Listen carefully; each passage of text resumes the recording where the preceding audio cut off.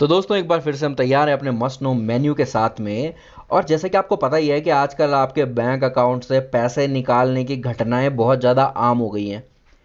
और ऐसा किया जा रहा है कि जैसे कि आपको पता ही है कि आपका सारा पैसा ऑनलाइन है, निकालना भी ऑनलाइन है, जमा भी ऑनलाइन करना है। चाहे आप खुद ऑनलाइन उस काम को नहीं भी करते हैं, आप बैंक में जाते हैं और अपना पैसा वहाँ पर भी जमा करते हैं, तभी भी बैंक वाले आपके पैसे को ऑनलाइन इधर उधर भेजते हैं।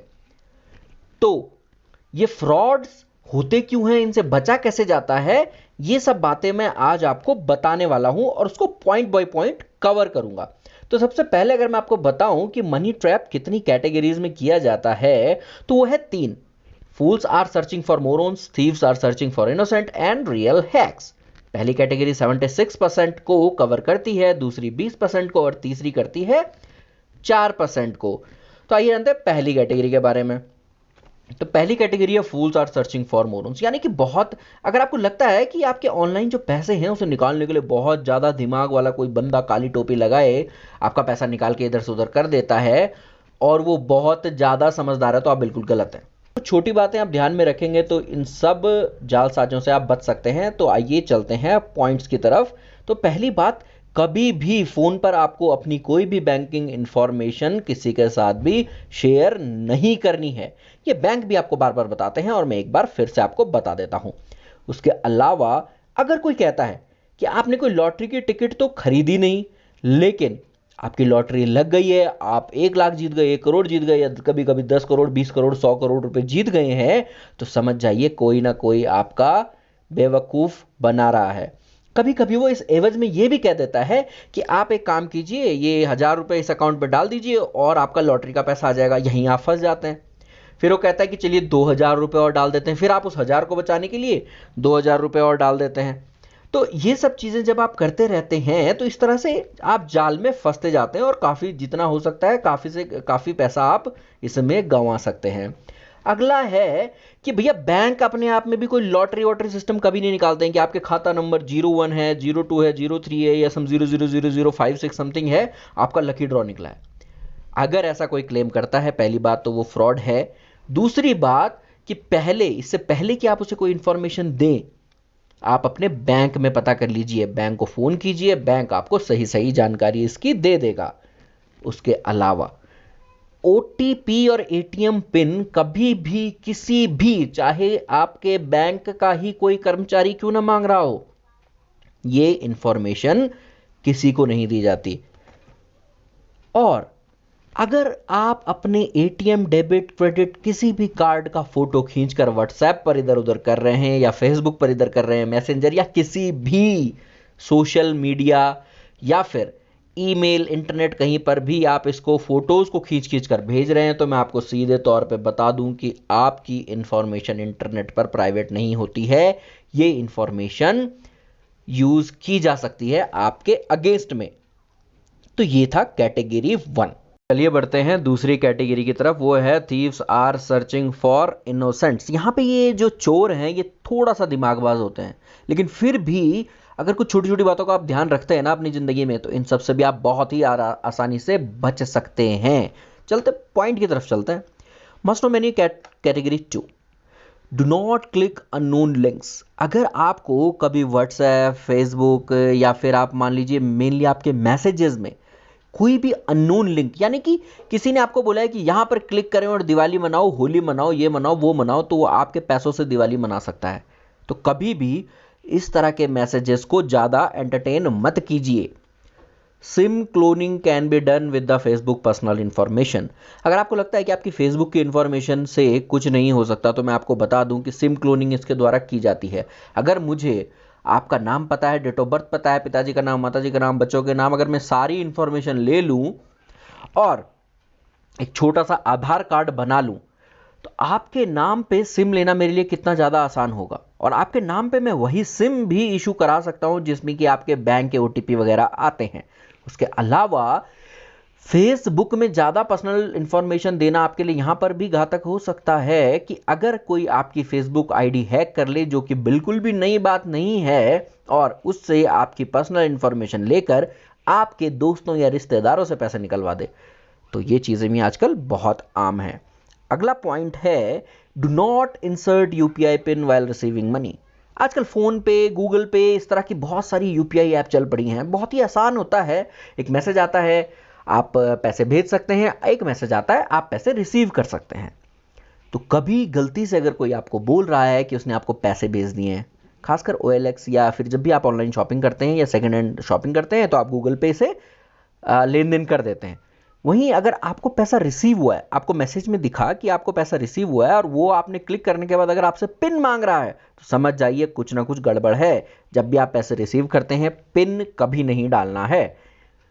अगला पॉइंट है always check messages of Google पे, पे और पेड। ये कुछ कुछ इसी से मिलता जुलता है कि अगर पे है तो इट मीन्स कि आपको पे करना है, अगर पेड है इसका मतलब उन्होंने पे किया है। अगला है 1 SMS can empty your account. अगर आपको नहीं पता है तो आजकल जो आप मोबाइल बैंकिंग यूज करते हैं उसका बेसिक फंडा यही है कि आप एक SMS भेजते हैं जिससे कि आपका मोबाइल डिवाइस ऑथेंटिकेट होता है और आपकी इंटरनेट बैंकिंग उस मोबाइल में एक्टिवेट हो जाती है, मोबाइल बैंकिंग की तरह। वहीं अगर गलती से आपने ऐसा कोई SMS किसी और को भेज दिया, आपको लगेगा मैंने कोई इंफॉर्मेशन तो दी नहीं है, लेकिन वो SMS आप पर भारी पड़ सकता है। तो कभी भी अगर कोई आपको फोन करके बोल रहा है कि आप मुझे जानकारी मत दीजिए, बस एक SMS कर दीजिए, तो आपको वो SMS भी नहीं करना है। Google don't claim any information legitimacy. जी हाँ, गूगल पे अगर कोई चीज़ आप सर्च कर रहे हैं और कोई इन्फॉर्मेशन आप तक पहुंच रही है, तो इसकी कोई गारंटी नहीं है कि जो इन्फॉर्मेशन आपको मिली है वो एकदम सही है। अगर आपको लगता है कि आपने कोई, मान लीजिए, कस्टमर केयर का नंबर सर्च किया और वो नंबर बिल्कुल सही होगा और इस चक्कर में आपने उसे फ़ोन किया और उसने आपसे कुछ इन्फॉर्मेशन मांगी, केसेस देखे गए हैं जहां पे लोग टाटा स्काई, गूगल पे, अमेजॉन, फ्लिपकार्ट, इन सब के कस्टमर केयर को कॉल करते हैं, वहां पर कोई फ्रॉड आदमी बैठा होता है। आपको लगता है कि ये इन्फॉर्मेशन तो मुझे गूगल ने दी थी और आपने सही आदमी को कॉल किया था और आप अपनी पर्सनल इन्फॉर्मेशन शेयर कर देते हैं और वहीं पर हो जाता है फ्रॉड।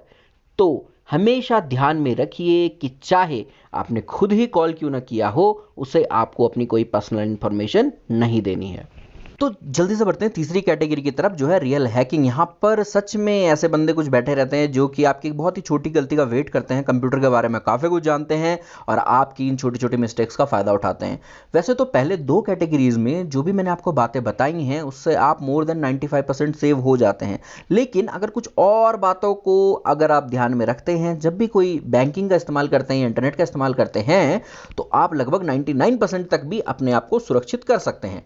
इसके लिए आपको करना क्या है कि हमेशा अपनी बैंकिंग, जो इंटरनेट बैंकिंग का जो पासवर्ड है उसे स्ट्रांग रखिए, पिन को स्ट्रांग रखिए। 00001111 इस टाइप के कभी भी पिन या पासवर्ड्स आपके नहीं होने चाहिए।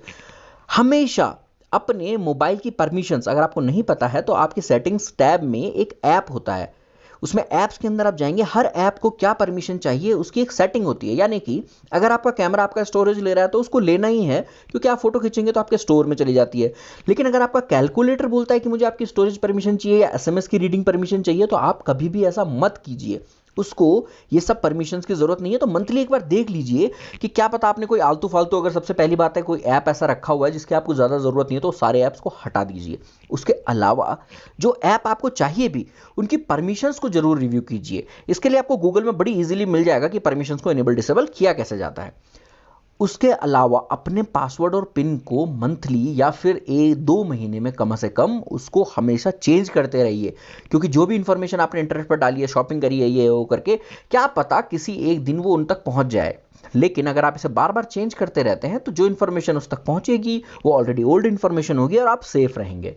अगला है कि कभी भी आप कोई बैंकिंग ट्रांजैक्शन कर रहे हैं, अपने कंप्यूटर पर बैठे हैं या फिर अपने मोबाइल के ब्राउज़र को खोलकर बैठे हैं, तो ध्यान रखिए ऊपर एक ग्रीन सिग्नल आता है जहां पर लिखा होता है HTTPS, यानी कि hyper text transmission protocol secured, SSL, secured socket layer. अगर ये नहीं है तो वो साइट जो है अपने आप में एक फ्रॉड साइट हो सकती है और आपका पैसा कहीं का कहीं पहुंच सकता है। अगला है do not download apps from unknown sources. जो गूगल स्टोर है, आजकल ये तो नहीं कह सकते कि पूरी तरह से सिक्योर है, लेकिन फिर भी बजाय किसी आउटसोर्स के वो काफ़ी हद तक सिक्योर होता है, क्योंकि वो भी अपने ऐप्स को हर दिन रिव्यू करता है। अगर कुछ माल फंक्शनिंग, कोई मालवेयर या फिर कोई गलत ऐप उसके अंदर है तो वो लोग उसको हटा देते हैं, तो कुछ हद तक वो थोड़ा सा सिक्योर है। उसके बजाय अगर आप अननोन सोर्स से कहीं बाहर से उठा उठा के ऐप लेके आ रहे हैं और अपने मोबाइल में डाउनलोड कर रहे हैं तो ये आपके लिए बहुत खतरनाक हो सकता है। तो जब तक बहुत ज़रूरी नहीं है, अननोन सोर्सेज से ऐप को डाउनलोड कभी भी मत कीजिएगा। अगर आपके ईमेल में कोई अटैचमेंट ऐसा है जो कि ईमेल अननोन है या अटैचमेंट अननोन है, उसको कभी भी डाउनलोड मत कीजिएगा। और गलती से डाउनलोड किया है तो तुरंत डिलीट उसको कर दीजिए। वो एक वायरस हो सकता है जो आपके मोबाइल के या कंप्यूटर के अंदर बैठ के सारी इन्फॉर्मेशन कहीं के कहीं पहुंचा सकता है, और वो इन्फॉर्मेशन कन्वर्ट हो सकती है आपके खाते के पैसे के रूप में। तो अगर आप ये सारी चीज़ें फॉलो कर रहे हैं तो आपको दिखेगा कि आप लगभग 99% तो सिक्योर हो गए, क्योंकि आईटी में 100% जैसा कोई सीन होता नहीं है। तो इसका मतलब 1% चांस हमेशा रहता है कि आपके अकाउंट से कोई ना कोई बंदा पैसा लेके चले जाए। तो क्या बैंक में पैसे रखने बंद कर दिए जाएं? ऐसा हो नहीं सकता। या फिर इंटरनेट बैंकिंग, मोबाइल बैंकिंग और टेक्नोलॉजी से दूर हुआ जाए? तो ये भी पॉसिबल नहीं है। तो इसके लिए भी हमारे पास है सोल्यूशन। तो last category of must know menu क्या कहती है? Banks are responsible. जी हाँ, बैंक रिस्पॉन्सिबल होता है अगर ये सारी बातें आप ध्यान में रखते हैं। आपने किसी को कोई इंफॉर्मेशन नहीं दी है, फिर भी आपके साथ कुछ गलत होता है, तो आपका बैंक रिस्पॉन्सिबल है कि वो आपके पैसे वापस करे। अगर अब आपको लगता है कि आप 100% सिक्योर हैं तो चैनल को लाइक, शेयर और सब्सक्राइब जरूर कीजिएगा, और फेसबुक पर फॉलो करना ना भूलें मस्ट नो मेन्यू को।